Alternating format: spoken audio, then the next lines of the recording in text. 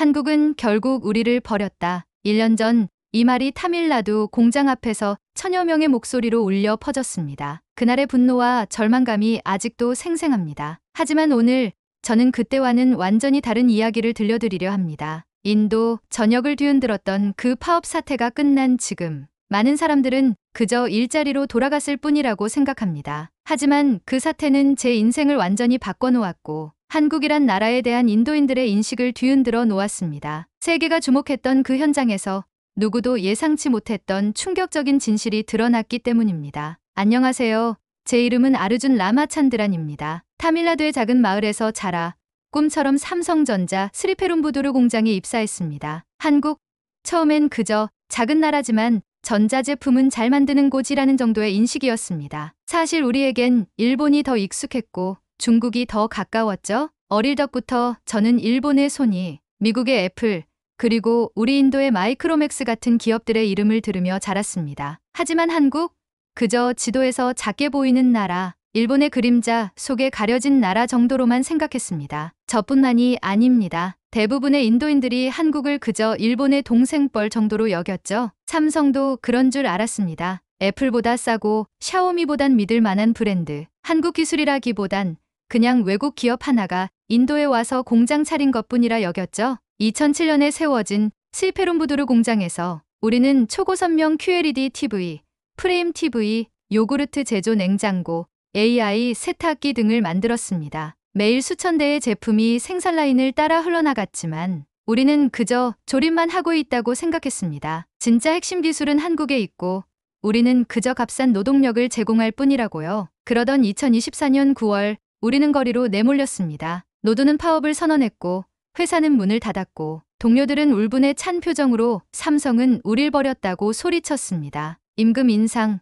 근무 조건 개선, 노동조합 인정. 우리의 요구는 단순했지만 회사 측은 이를 불법으로 규정하고 대화를 거부했습니다. 그때 저도 그렇게 믿었어요. 결국 저 나라는 우리를 값싼 노동력으로만 봤던 거야. 실망, 분노, 배신감. 그 감정들이 파도처럼 밀려들었죠. 7년간 한 회사에 바친 시간과 열정이 그렇게 무너져 내리는 것만 같았습니다. 하지만 지금 이 순간, 그날 파업장에서 우연히 발견한 한 장의 설계도가 제 인생을 어떻게 바꿔놓았는지, 그리고 그것이 어떻게 한국과 인도 사이에 숨겨진 이야기를 드러냈는지 여러분께 들려드리고 싶습니다. 1초 만에 누를 수 있는 구독 버튼을 꾹 눌러주시면 이런 놀라운 이야기를 계속 전해드릴 수 있습니다. 그럼 지금부터 제 이야기를 시작하겠습니다. 저는 인도 공과대학교 첸나이 캠퍼스에서 전자공학을 전공했습니다. 졸업생 중 최상위 5%에 들었고 인도 국내 로봇공학 경진대회에서 우승한 경력도 있습니다. 2017년 1000명이 넘는 지원자 중 단 30명만 선발되는 삼성전자 스리페룸부두르 공장의 품질관리팀에 합격했습니다. 제 가족에겐 자랑스러운 순간이었죠. 공장에서 주로 QLED TV와 프레임 TV의 최종 검수를 담당했습니다. 매일 수백 대의 제품을 검사하면서도 사실 그 안에 담긴 기술의 깊이는 생각해 본 적이 없었습니다. 삼성의 제품이 품질이 좋다는 건 알았지만 그게 특별히 한국적인 것 때문이라고는 생각지 못했죠. 그저 좋은 외국 기업이라고만 여겼습니다. 2024년 9월 1일 모든 것이 바뀌었습니다. 우리 노조는 임금 인상과 근무 환경 개선을 요구하며 파업에 돌입했습니다. 1000명이 넘는 동료들과 함께 공장 앞에서 시위를 벌이던 그날 품질관리실로 몰래 들어갔습니다. 제 개인 물품을 가지러 간 것뿐이었는데 그곳에서 우연히 한 설계 문서 파일을 발견하게 되었습니다. 처음에는 단순한 호기심이었습니다. 이 문서에 뭐가 들어있을지 궁금했을 뿐입니다. 그러나 파일을 열자마자 경악을 금치 못했습니다. 제 눈앞에 펼쳐진 것은 단순한 조립 매뉴얼이 아니었습니다. 그것은 퀀텀 닷 디스플레이 기술의 핵심 구조와 원리를 담은 설계도였습니다. 문서의 상당 부분이 한국어로 되어 있어 처음엔 이해할 수 없었습니다. 하지만 도면과 회로도 그리고 영어로 된 기술, 명세를 조금씩 해석해 나가면서 점점 더 깊은 충격에 빠져들었습니다. 우리가 매일 다루던 제품들 속에 담겨있던 기술의 깊이와 정교함을 처음으로 목격한 순간이었습니다. 밤새도록 그 문서를 연구했습니다. 공학도로서의 호기심이 걷잡을 수 없이 솟아올랐습니다. 한국어 번역기를 돌려가며 조금씩 이해해 나갔고 때로는 대학 시절 배웠던 이론들을 다시 꺼내 적용해보기도 했습니다. 점점 더 깊이 파고들수록 마음속에는 이상한 감정이 자라나기 시작했습니다. 어떻게 이런 기술이 가능할까?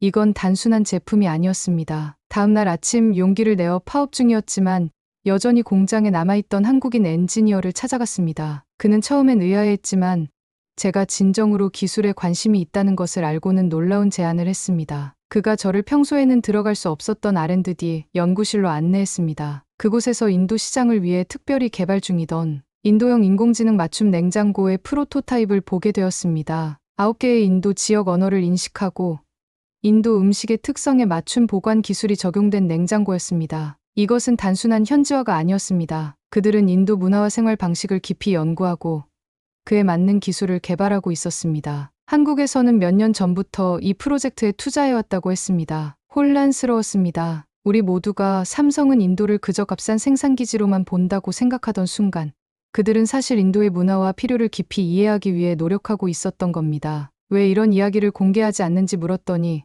그 한국인 엔지니어는 쓴웃음을 지었습니다. 기술은 말로 설명하는 것보다 직접 경험할 때 진가를 발휘한다고. 그들은 화려한 홍보보다 제품이 스스로 말하게 하는 걸 선호한다고 했습니다. 그게 한국식이라고 했습니다. 그 순간 뭔가 중요한 것을 깨닫기 시작했습니다. 이것은 단순한 기업과 제품의 이야기가 아니었습니다. 이것은 한 나라의 철학, 한 민족의 정신에 관한 이야기였습니다. 더 깊이 알고 싶었습니다. 그리고 그 순간 결심했습니다. 이 기술 뒤에 숨겨진 한국의 이야기를 알아봐야겠다고 말입니다. 그 한국인 엔지니어는 제 요청에 잠시 망설이더니 이내 고개를 끄덕였습니다. 하지만 주의하라고 했습니다. 일단 이 세계로 들어서면 제가 알던 세상은 영원히 달라질 거라고 했습니다. 그의 경고는 맞았습니다. 그날 이후 제 인생은 완전히 달라졌습니다. 그 한국인 엔지니어와의 만남 이후 마치 다른 세계로 들어선 느낌이었습니다. 그는 제게 3가지 놀라운 발견의 기회를 제공해 주었습니다. 각각의 발견은 제가 한국과 한국 기술에 대해 가졌던 생각을 완전히 바꿔놓았습니다. 첫 번째 발견은 바로 공장 내 비밀 연구실에서 시작되었습니다. 엔지니어는 저를 기술 자료실이라는 작은 방으로 안내했습니다. 그곳에는 한국에서 공수된 수백 건의 기술 문서들이 보관되어 있었습니다. 놀랍게도 그중 상당수는 인도의 가정환경, 기후, 문화적 특성을 연구한 자료였습니다. 삼성 연구진들은 10년 넘게 인도의 일상생활을 면밀히 관찰하고 분석해왔던 것입니다. 특히 충격적이었던 것은 인도 가정의 전력 사용 패턴 분석 보고서였습니다. 인도의 불안정한 전력 공급 상황을 고려해 개발된 서지 프로텍션 기술은 순간적인 전압 변화에도 제품이 손상되지 않도록 설계되었습니다. 이 기술은 순전히 인도 시장을 위해 개발된 것이었습니다. 우리가 매일 생산하던 제품들이 단순한 글로벌 모델이 아니라 인도의 환경에 특화된 맞춤형 기술이었다는 사실에 경이로움을 느꼈습니다. 더 깊이 살펴볼수록 놀라운 사실들이 계속 발견되었습니다. 인도의 36가지 다른 지역 요리법을 분석한 식재료 보관, 최적화 연구는 인도 가정의 독특한 식재료 사용 패턴에 맞춰 냉장고의 온도 제어 시스템을 설계하는 기초가 되었습니다. 또한 인도 몬순 기후 영향 평가는 높은 습도와 계절적 변화가 가전제품에 미치는 영향을 분석하여 극한의 기후 조건에서도 안정적으로 작동하는 기술을 개발하는 데 활용되었습니다. 이 문서들 속에서 가장 인상적이었던 것은 모든 연구가 단순한 시장 분석을 넘어 인도 사회와 문화에 대한 깊은 이해를 담고 있다는 점이었습니다. 무려 200페이지에 달하는 인도 가정의 일상 의례와 기술, 사용 패턴 보고서에는 인도의 다양한 지역과 종교적 배경에 따른 일상생활 습관이 상세히 기록되어 있었습니다. 이를 바탕으로 개발된 AI 기술은 사용자의 생활 패턴을 학습하여 가전제품이 자동으로 최적화되도록 설계되었습니다. 그 순간 깨달았습니다. 한국은 우리를 값싼 노동력으로 보는 게 아니라 중요한 시장 파트너로 바라보고 있었던 것입니다. 그들은 인도의 특수성을 이해하기 위해 엄청난 투자를 해왔습니다. 이것은 제가 알던 외국 기업의 모습과는 완전히 달랐습니다. 설계 문서들을 더 자세히 들여다보면서 저는 더 깊은 충격에 빠졌습니다. 한국 엔지니어들의 설계 노트에는 단순히 제품 스펙만 있는 것이 아니었습니다. 그들은 이 기술이 인도 사회에 어떤 가치를 제공할 수 있을까라는 철학적 질문까지 담고 있었습니다. 이것은 단순한 비즈니스를 넘어선 진정한 가치 창출에 대한 고민이었습니다. 이 발견은 제 마음속에 큰 혼란을 가져왔습니다. 저는 지금까지 삼성을 그저 돈을 벌기 위해 인도에 온 외국 기업으로만 생각해왔습니다. 그러나 이 문서들은 그들이 인도 사회의 발전을 진심으로 고민하고 있다는 것을 보여주었습니다. 그들의 기술은 단순히 판매를 위한 것이 아니라 우리 삶을 진정으로 개선하기 위한 것이었습니다. 두 번째 발견은 더욱 놀라웠습니다. 파업의 열기가 잦아든 3주일 후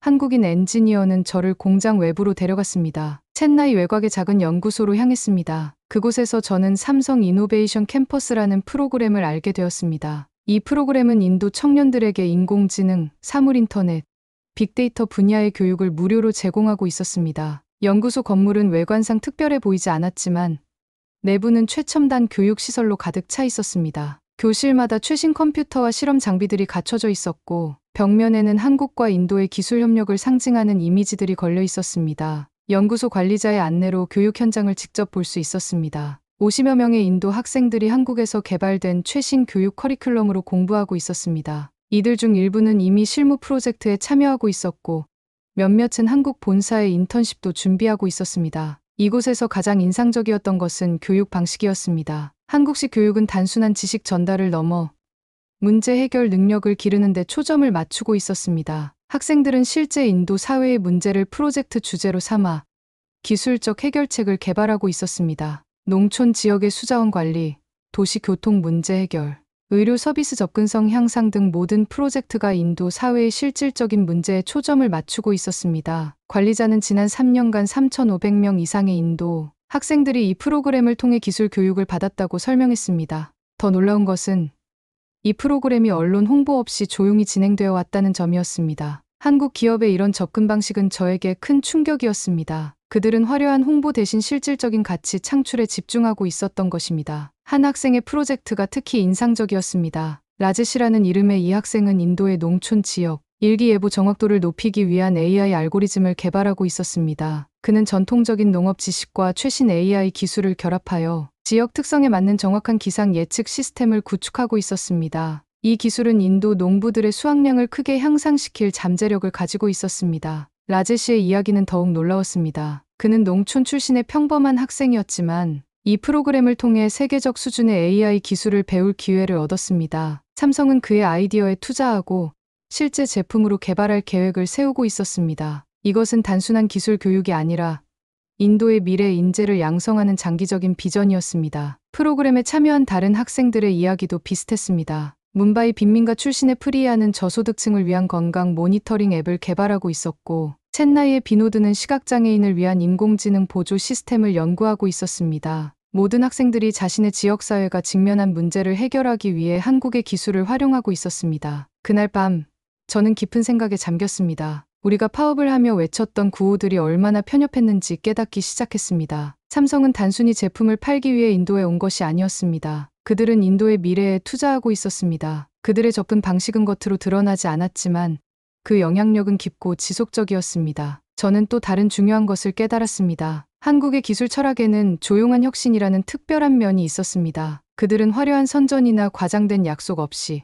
실질적인 변화를 추구했습니다. 이것은 제가 서구 기업들에게서 보아왔던 접근 방식과는 완전히 달랐습니다. 한국의 방식은 더 겸손하지만 그 영향력은 더 깊고 의미 있었습니다. 세 번째 발견은 가장 결정적이었습니다. 파업 한 달 후, 한국인 엔지니어는 저에게 특별한 기회를 제안했습니다. 공장 내 디자인 싱킹 워크숍에 참가할 기회였습니다. 이 워크숍은 원래 한국 본사 엔지니어들을 위한 것이었지만 특별히 저에게도 참관 기회를 준 것입니다. 워크숍이 열린 회의실에 들어서자 저는 또 한 번 놀라움을 금치 못했습니다. 벽면에는 인도 각 지역의 지도와 통계 자료, 사용자 행동 패턴 분석 결과가 빼곡히 붙어 있었습니다. 한국에서 온 엔지니어들은 인도의 지역별 특성을 철저히 연구하고 있었습니다. 벽 한쪽에는 인도를 위한, 인도에 의한, 인도의 기술이라는 문구가 한국어와 타밀어로 적혀 있었습니다. 워크숍은 충격적인 주제로 시작되었습니다.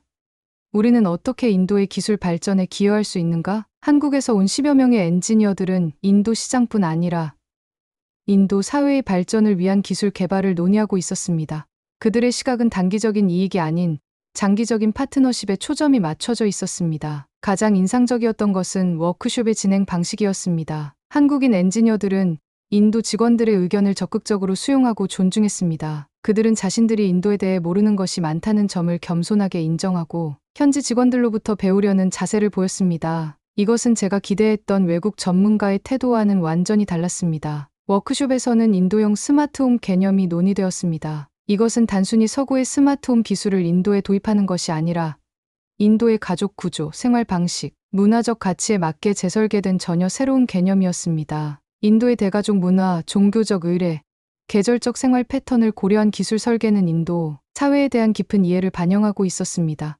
특히 놀라웠던 것은 기술 이전 계획이었습니다. 삼성은 인도 직원들에게 점진적으로 핵심 기술을 전수하는 10년 계획을 가지고 있었습니다. 이는 단순히 완제품을 생산하는 공장이 아니라 R&D 역량을 갖춘 기술 허브로 발전시키려는 비전이었습니다. 그들은 인도인 엔지니어들이 한국인 멘토의 지도 아래 핵심 기술을 배우고 궁극적으로는 독자적인 기술 개발 능력을 갖추도록 지원하고 있었습니다. 워크숍 중 한 한국인 책임자의 말이 깊은 인상을 남겼습니다. 그는 우리는 인도에서 단순히 제품을 팔기 위해 온 것이 아니다. 인도와 함께 성장하고 발전하기 위해 왔다고 했습니다. 그의 말에서 진정성이 느껴졌습니다. 이것은 단순한 마케팅 문구가 아니라 그들의 행동에서 일관되게 드러나는 철학이었습니다. 워크숍의 마지막 세션에서는 미래 인재 육성 계획이 논의되었습니다. 삼성은 인도 내 대학들과 협력하여 맞춤형 교육 프로그램을 개발하고 학생들에게 인턴십 기회를 제공하는 계획을 세우고 있었습니다. 또한 인도 정부와 협력하여 농촌 지역의 디지털 리터러시 향상을 위한 프로젝트도 진행 중이었습니다.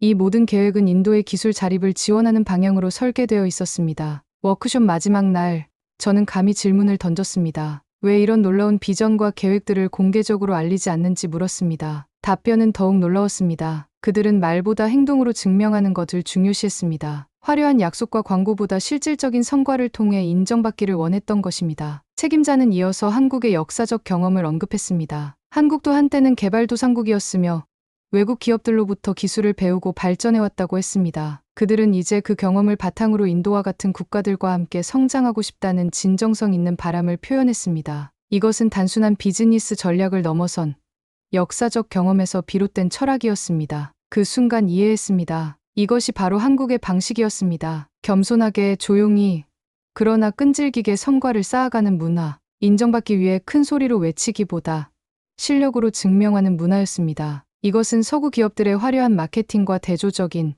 한국만의 독특한 접근 방식이었습니다. 워크숍을 마치고 나오면서 저는 한국이라는 나라에 대한 완전히 새로운 시각을 갖게 되었습니다. 그들은 단순히 선진국을 모방한 것이 아니라 자신들만의 독특한 발전 경로를 창조해냈습니다. 그리고 그 과정에서 형성된 그들만의 철학과 가치가 지금의 기술력을 만들어낸 것이었습니다. 이 세 가지 발견을 통해 제 안에서는 큰 변화가 일어났습니다. 한국과 한국 기업에 대한 인식이 완전히 바뀌었습니다. 그들은 단순히 외국 기업이 아니었습니다. 그들은 진정한 동반자였고 많은 면에서 우리 인도인들이 배워야 할 점들을 가진 국가였습니다. 한국 기술의 강점은 단순한 기능적 우수성을 넘어섰습니다. 그것은 문화적 공감 능력, 장기적 비전, 그리고 무엇보다 사용자의 실제 필요에 대한 깊은 이해에서 비롯된 것이었습니다. 그들은 기술을 인간 중심으로 바라보았고 사회적 가치 창출을 목표로 했습니다. 파업이 한창이던 그때 저는 결정적인 질문을 마주하게 되었습니다. 우리가 거리에서 외치며 반대했던 그 회사,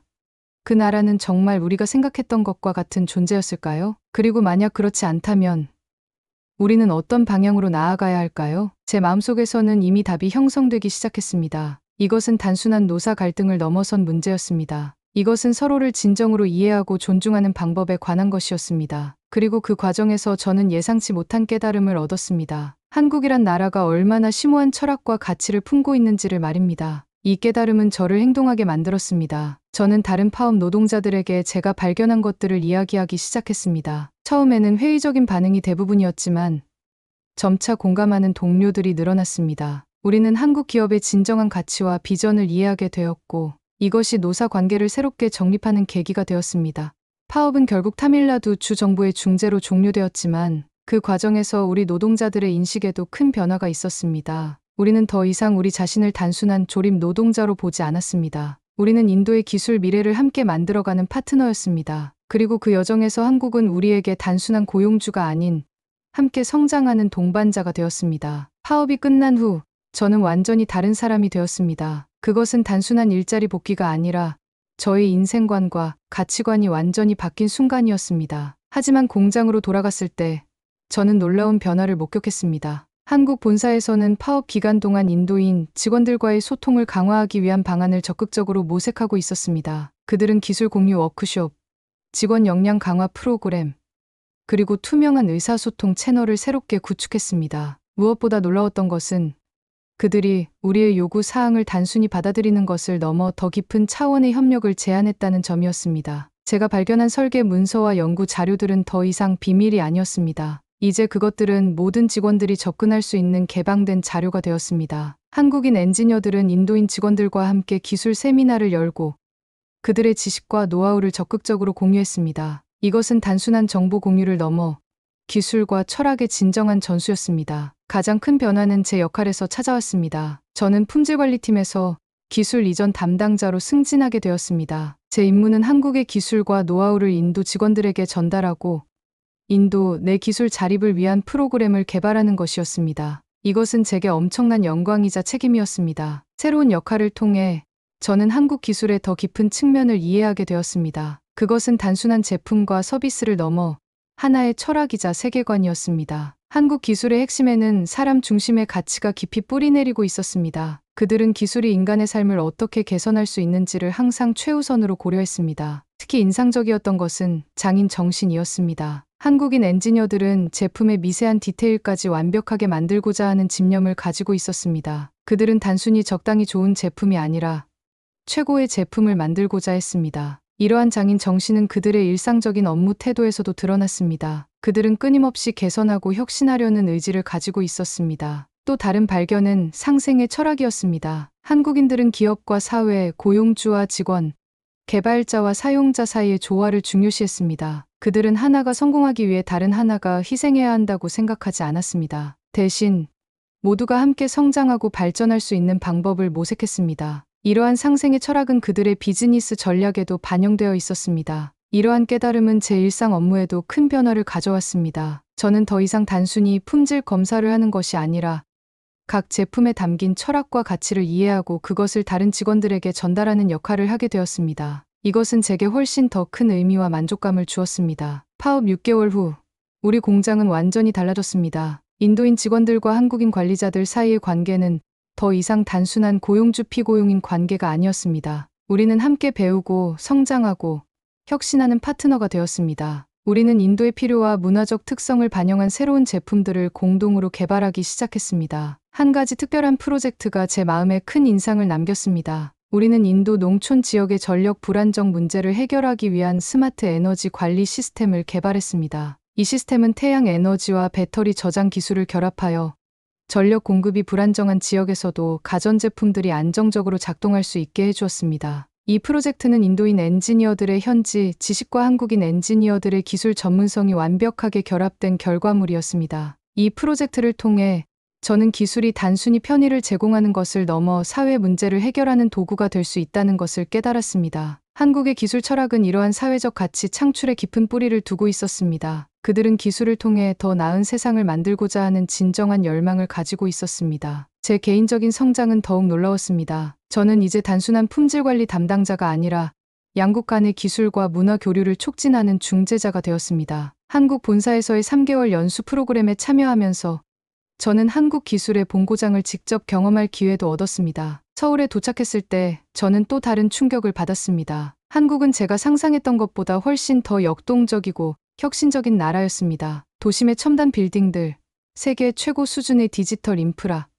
그리고 일상에 깊이 침투한 첨단 기술들은 저를 압도했습니다. 그러나 더욱 인상적이었던 것은 이 모든 것 속에서도 여전히 전통과 인간적 가치를 중요시하는 한국인들의 모습이었습니다. 한국에서의 경험을 통해 저는 진정한 기술 강국이 된다는 것이 무엇을 의미하는지 이해하게 되었습니다. 그것은 단순히 첨단 제품을 개발하는 것을 넘어 기술과 인간, 전통과 혁신, 경제적 성장과 사회적 가치 사이의 균형을 찾는 것이었습니다. 한국은 이러한 균형을 성공적으로 이룬 몇 안 되는 국가 중 하나였습니다. 인도로 돌아온 후 저는 제가 배운 것들을 더 많은 사람들과 나누고 싶었습니다. 저는 공장 내에서 정기적인 강연 시리즈를 시작했습니다. 한국 기술의 철학과 가치라는 제목의 이 강연은 놀랍게도 많은 직원들의 관심을 끌었습니다. 우리는 함께 한국의 기술 발전 역사, 그들의 기업 문화, 그리고 그들의 혁신 방법론에 대해 토론했습니다. 이 과정에서 저는 우리 인도인들이 한국에게서 배울 점이 많다는 것을 깨달았습니다. 물론 우리는 우리만의 강점과 문화적 가치를 가지고 있습니다. 하지만 한국의 체계적인 접근 방식,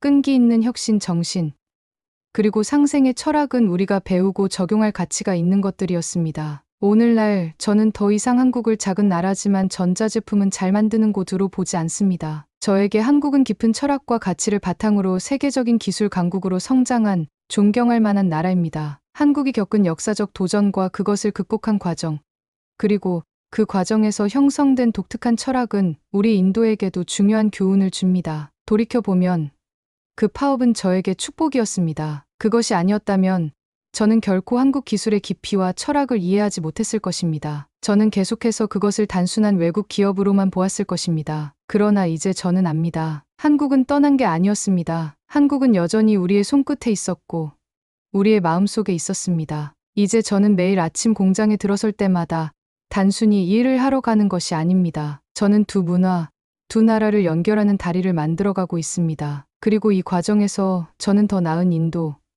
더 나은 세계를 만드는 데 기여하고 있습니다. 한국 기술이 저에게 가르쳐준 가장 큰 교훈은 우리가 함께할 때 더 큰 혁신과 발전이 가능하다는 것입니다. 오늘 이 이야기를 나누면서 저는 여러분도 여러분의 주변에 있는 작다고 생각했던 것들을 다시 한번 바라보시길 바랍니다. 때로는 우리가 가볍게 여기던 것들 속에 가장 깊은 지혜와 가치가 담겨 있기 때문입니다. 한국이 저에게 그랬듯이 여러분에게도 예상치 못한 곳에서 깊은 통찰과 감동이 찾아오길 바랍니다.